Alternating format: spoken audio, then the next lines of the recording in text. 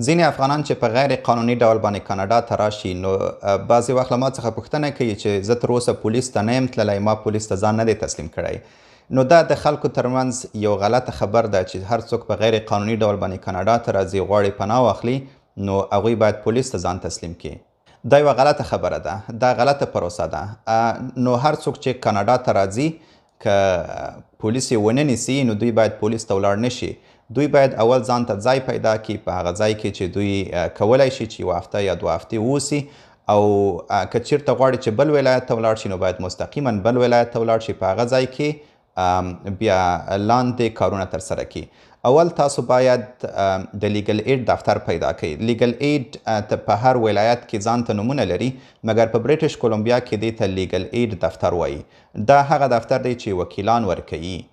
د وکیلانو یو ډیټابیس لري، د هر وکیل سره اړیکه نیسي. وکیل ته وایي چې تاسو وخت لرئ که نه لرئ، تاسو یو بل کیس قبلولی شئ او که نشئ قبلولی.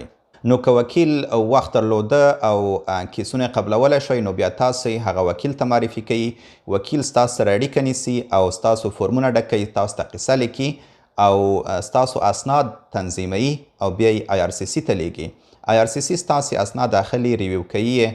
تاسو د انټرویو دپاره غواړي، تاسو الیجیبلیټي ګوري چې تاسو دلته الیجیبل یې چې پناه واخلئ او که نه. که چیرته تاسو الیجیبل وایي نو بیا ستاسې اسناد لیږي RPD ته او د هغه سره تاسو ته یو ID درکوي چې تاسو کولی شئ د مهاجر په حیث باندې تر هغه پاتې شئ تر څو تاسو تصمیم ونیول شي. کله چې RPD ته ستاسو اسناد ولاړل، بیا RPD یا ریفیوجي پروټیکشن ډیویژن ستاسو سره اړیکه نیسي او تاسو کار پروسس کوي.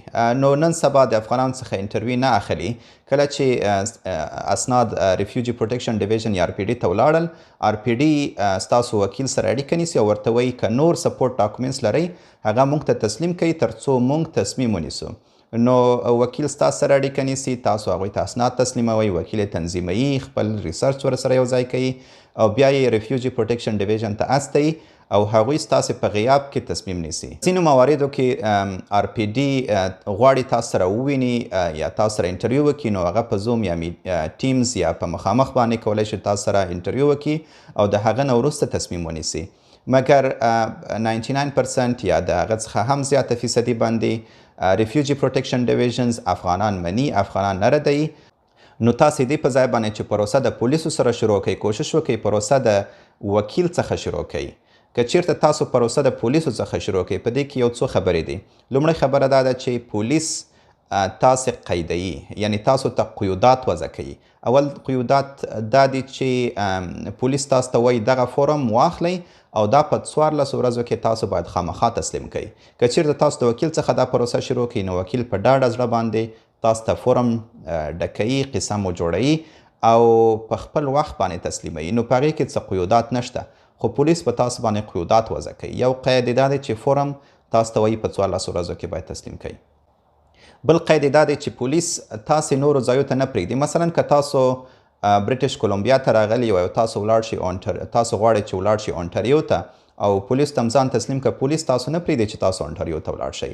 تاسو ته وایي چې همدلته پاتې شئ، دلته فورمونه جمع کړئ، دلته کیس وکړئ او د کیس څخه وروسته تاسو باید د ریفیوجي پروټیکشن ډیویژن څخه اجازه واخلئ تر څو تاسو کیس اونټاریو ته انتقال کړي.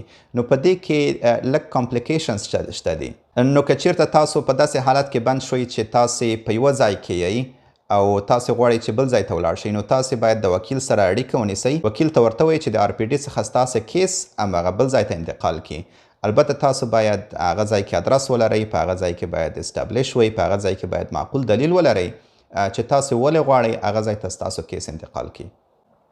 نو په دې اساس باندې زه د ټولو افغانانو څخه غوښتنه کوم، د ټولو خلکو څخه غوښتنه کوم، ټولو خلکو ته وایم چې که تاسو پولیسو نه یې نیولي په سرحد باندې، تاسو غیر قانوني راوښتي یئ، نو تاسو پولیس ته ځان مه تسلیموئ.